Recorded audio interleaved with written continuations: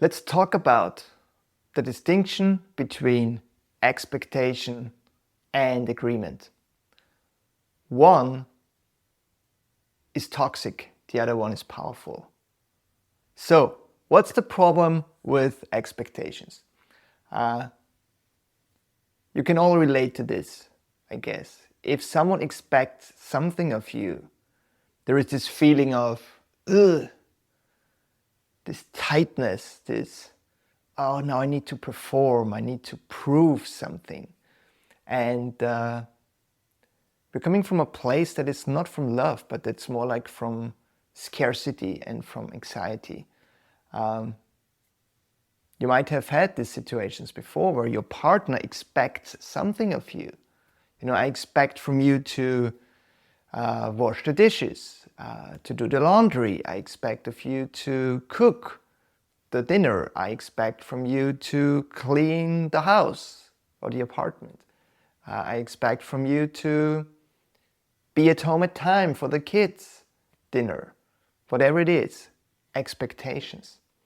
And the only thing that results in expectations is either you're not holding your expectations from the other one, then they are disappointed in you, or you're delivering and then it's neutral. It's like, okay, I expected that of you and now you did it.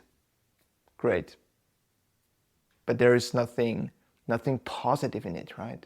And so the trap with expectations is, so either you're not delivering and someone is angry at you, or it's boredom, because if you deliver, nothing changes. So these expectations are toxic in relationships, at work, wherever you go. And there is another perspective on it, or like another view, and it's not if you're coming from an expectation, from coming from an agreement. And what does an agreement do? An agreement is powerful. An agreement is encouraging. And an agreement is something where you need two people, at least two people, to agree on something and to co-create. So if you're feeling in your relationship that your partner is like sarcastic or making some bad jokes about you when friends are around and you don't like it, rather than expecting that he or she will change sometimes, it might be a good idea to sit down in a quiet moment and say, hey, this is what I'm feeling. I don't like how you're handling this situation. Let's make an agreement. Let's agree on, being nice to each other. Like if you're being with good friends, we wouldn't do this to good friends. So let's agree on that. And then it's a clear cut. It's an agreement. It's okay.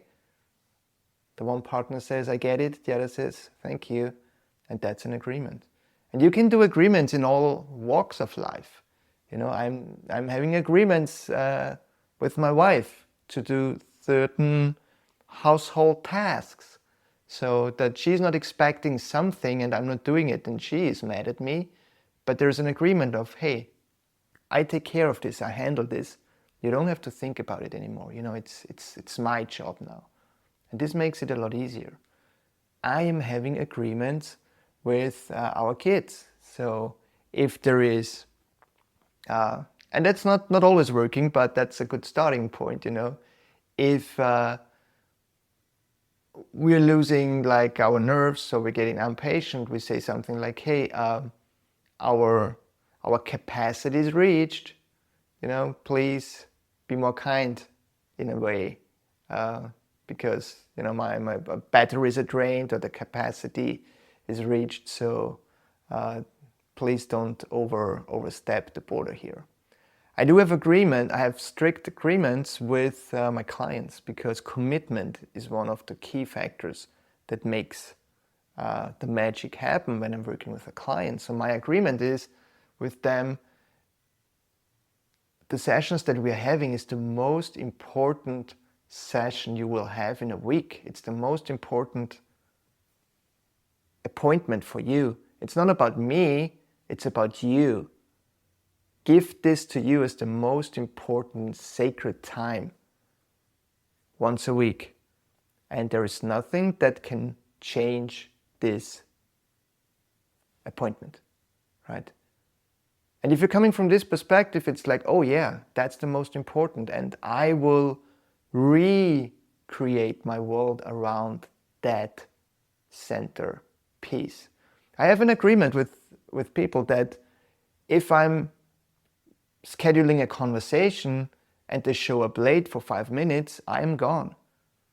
Not because I'm an asshole, but because I'm honoring my time. And I'm not waiting for someone. If there's an agreement, I'm showing up, I'm 100% committed, I'm there. And if someone is not committed, that's okay, I'm not mad or whatever, but I'm gone. And this is what I'm communicating. Because if you live your life from a commitment, the whole world and the whole experience of your life will shift. And that's part of an agreement. So agreements also help you to get committed to things easier. So, my question to you,